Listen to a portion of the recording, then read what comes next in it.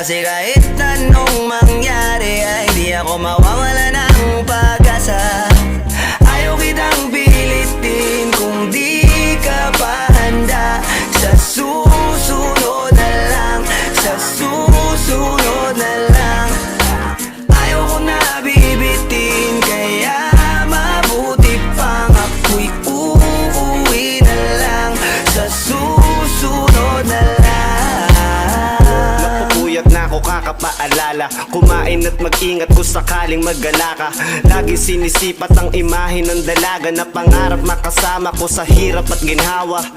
Typical na dahilan ng tagahanga mong hindi naghahanap ng iba kahit na nababatong. Naghihintay sa iyong sagot sa aking mga tinatanong, habang ang pamantayan mo ay pilit kong tinatalon. Kasi alam ko na hindi ka pa handa, may gusto kang makita pa sa akin at madama.